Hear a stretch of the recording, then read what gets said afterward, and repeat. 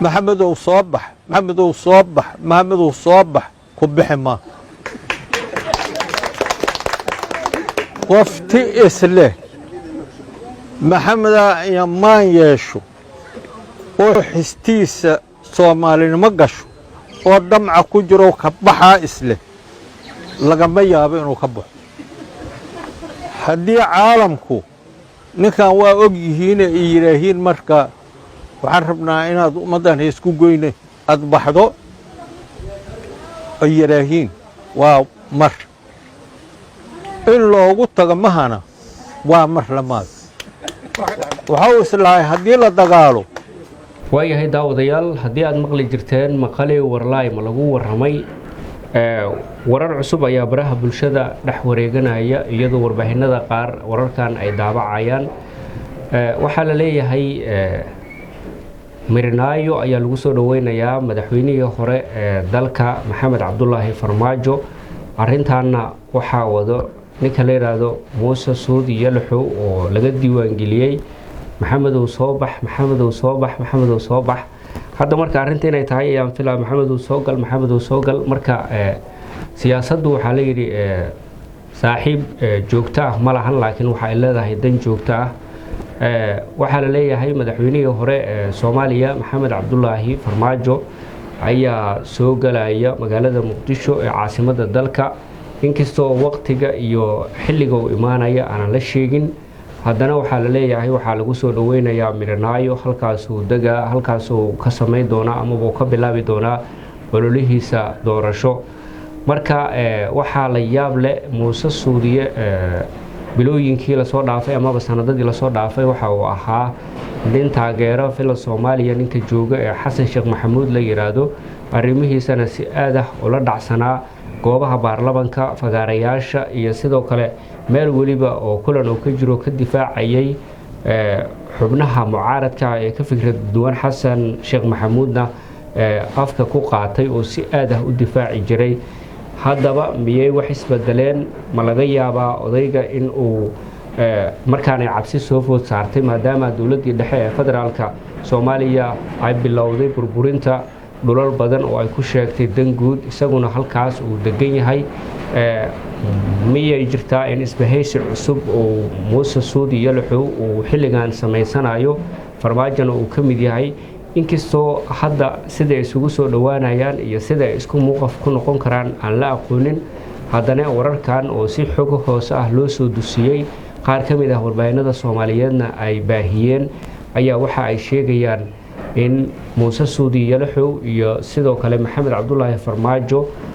maadaama Mirinaayo lagu soo dhaweynayo in fikir ahaan siyaasad iyo sidoo kale ay isku soo dhawaadeen maadaama siyaasaddu ay tahay dan joogto ah oo kaliya ay leedahay aanay lahayn saaxiib joogto ah marka waxaa laga cabsi qabaa ayaa la leeyahay madaxweyne Farmaajo oo madaxweynihii hore in halkaas lagu soo dhaweeyo halkaas guri kamid ah la dejiyo ololihiisa madaxweynenimo ee musharaxnimada halkaas uu ka sameeyo miyuu og yahay Muuse Suudi arintan wax miyuu ka wada mase waa wararkii hore ee fake news-ka ahaa ee sida caadiyan ah bulshada ay u baahin jirtay qaar ka mid ah warbaahinada Soomaaliyeed ee sida aadka ah loogu xiran yahay xaqiiqada wararkooda ayaana baahiyay oo social media qaybihiisa kala duwan warkaasi u soo dusiyay iyaga oo sheegay in Muuse Suudiye shalay hadii Maxamed uu soo bax oo lahaa maanta uu leeyahay Maxamed uu soo gal Maxamed uu Mirinaayo imaw oo leeyahay qaar ka mid ah warbaahinada Soomaaliyeed ayaana laga soo xigtay wararkaasi marka lama yaqaano in siyaasad ahaan labada nin ay isku soo dhawaadeen isku muuqaf noqdeen Muuse Suudiye ayaa marka laba qodob waxa la leeyahay miyuu dhaliilay habka madaxweyne Xasan Sheekh Maxamuud oo saaxiib dhow ay yihiin sida uu wax u wado hadii ay tahay boobka dhulalka danta guud ku yaala magaalada Muqdisho maadaama Muuse Suudiye isaguba ay ka mid tahay goobaha danta guud in uu degan yahay gaar ahaan xerada ama xarunta la yiraahdo Mirinaayo oo la og yahay in dawladda federaalka Soomaaliya iyadu ay leedahay lama faahfaahinin waxyaabaha xilligan keeni karo in Muuse Suudiye uu raali ka noqdo in madaxweyne Farmaajo uu Mirinaayo soo dego ama Mirinaayo uu qayb ka mid ah dego maadaama meeshaas la og yahay in isaga uu odig ka yahay marka muuqaf ahaan labada nin xasan sheekh maxamuud iyo sidoo kale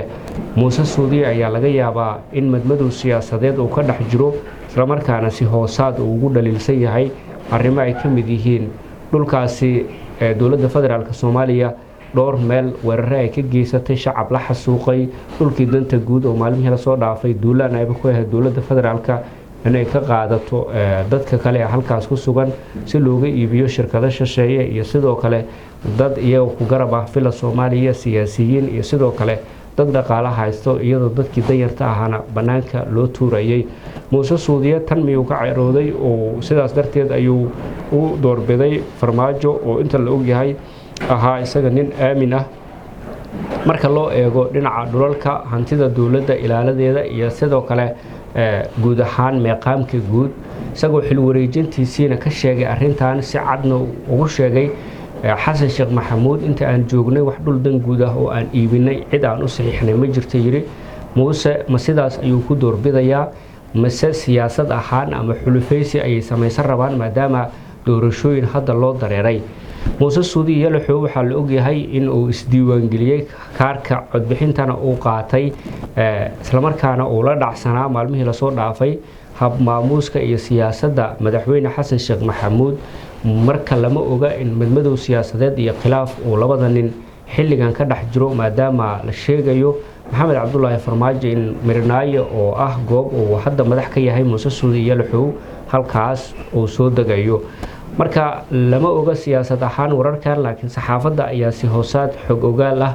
u dusisay iyadoo warbaahinno xaqiiqada ku salaysan oo mar waliba wararkooda si aad loogu xiran yahay laga soo xigtay wararkaasi haddii ay soo ifbaxaan oo madaxweyne farmaajo muqdisho uu yimaado oo arintaasi isbedel ay samayso isla halkan oo ayaan idinku soo gudbinaynaa oo aad kala socon doontaan laakiin hadda lama shaacinin madaxweyne farmaajo xilliga dalka uu dib ugu soo laaban doono xilliga uu halkaasi deegaamaysan doono uu degi doono balse wararku waxa ay baahiyeen muuse suudiye yalaxow iyo maxamed cabdulaahi farmaajo siday u kala fogaayeen iyo hadalkan la shaaciyey ee ah in farmaajo uu soo degayo mirinaayo taas ayaana bulshada qaybaheeda kala duwan isu qaba waysay markii dhinac loo eego maadaama la ogyahay labadan siyaasi mowqif ahaan iyo sidoo kale maskixiyan ahaan meesha ay kala joogaan iyo halka ay isu gaareen xilligii dowladda madaxweyne farmaajo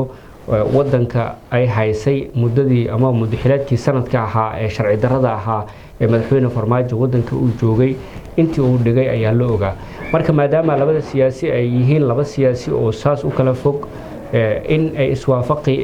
karaan maskixiyan ahaan lama oga maadaama siyaasaddu saaxiib joogta aanay lahayn laakiin dan joogta ah ay leedahay waa laga yaabaa dowladda in ay xooraansi ahaan samaysay oo dhulkaas mirinaayo duulaan ay doonayso inay ku qaado sidaa darteed inuu u doorbidi karo muuse suudiye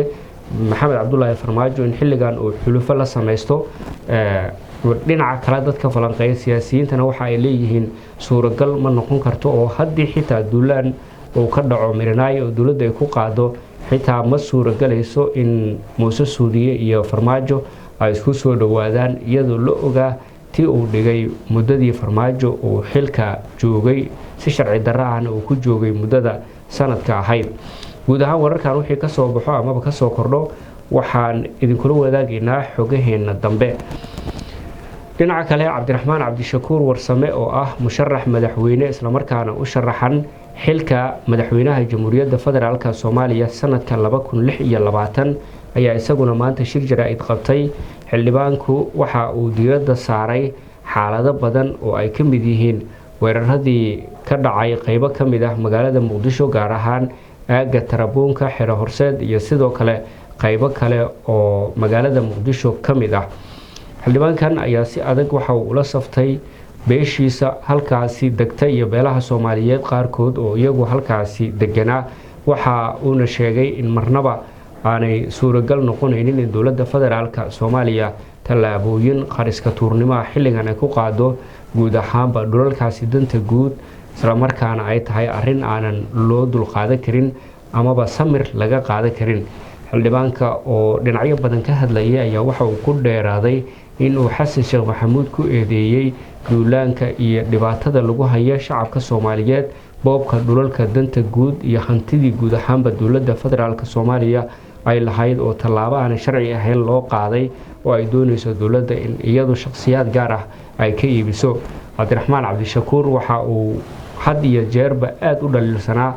habka ay wax u socdaan, haddii ay tahay doorashooyinka, haddii ay tahay dib u heshiisiinta, haddii ay tahay siyaasad ahaan iyo duulaanada ka dhanka dagaalka lagula jiro al-shabaab. arrimahan oo dhan ayuuna diiradda saaray, waxauna u muuqday xildhibaanka mid la safan beelaha ceyrka la yidhaahdo oo isagu ku matalo hadda baarlamaanka jamhuuriyadda federaalk soomaaliya, kuwaasi oo toddobaad amaba 2 maalin ka hor dagaal xoogan la galay dowladda federaalk soomaaliya kadib markii ay weerareen xera horseed iyo aaga tarabuun oo beelahaas iyagu hadda ay ku badan yihiin. lama oga xildhibaankan inuu si cad beelahaasi oo la saftay, laakiin siyaasad ahaan ayuu u falanqeeyey arrinkan oo waxa uu sheegay in marraba aanay suuragal ahayn in dowladda federaalk soomaaliya ay ku xadgudubto dadka shacabka ah ee degan muqdisho, gaar ahaan dhulalka danta guud oo aan loo marin sifo sharci ah iyo sidoo kale sifooyinkii lagu yaqiinay dowladda dhexe ee federaalk soomaaliya. xaalado qasnaan ah ayaa ka jiro guud ahaanba magaalada muqdisho, waxa ayna salka ku hayaan arrimaha siyaasadda iyo sidoo kale dhulboob ka socda magaalada muqdisho, kaasoo ah mid sharci darro. waxaan ugu baaqayaa kuwa ganacsatada sheeganaya ee maalin kasta hantida dadweynaha daba jooga ee lacagta ka dhiibaya dad la qixinayo oo dan yar oo masaakiin ah lacagta ka dhiibaya ee isku falisaya ee ilaahay hantida siiyey oo iimaanka uu ka qaaday oo dadka masaakiinta oo dan yarta u naxaynin, ilaahayna ka cabsada. iska daay dadka dan yarta oo baacsanaysaan oo lacag daraahima baksin hantidii dowladda ah ku qaadanaysaan, waa la isaga daba imaanayaa beri waana lagu xisaabtamaya. gandiya waxaa laga sheegay ninkii filasuufka hindida ahaa ayaa waxaa laga sheegay waxa ilaahay dhulka korkiisa keenay dadka dhan way deeqaan, laakiin in yara deeqina jirto. dadka iimaanka haddii ilaahay ka qaado waxa hantida dhulka saaro dhan ma deeqaan. loo cudi ibn aadan waadiyaan min dahabin iyo nabiga calayhi salaatu wasalaam la taqa thalithan, haddii laba waadiyo dahab la siiyo masdax loo raadina walam yamla afaahu illa turab, afkiisa ciid la buuxi karta. war iimaanka ha ina galo. dad waaweynaa naqaanaan ganacsata oo magaaladan jooga oo maalin kasta dhul dad laga kicina un daba taagan. war ilaahayna ka cabsada. dadka masaakiinta ah haddaad wax u tari karin ood wax u qaban karinin hantidooda uga leexda.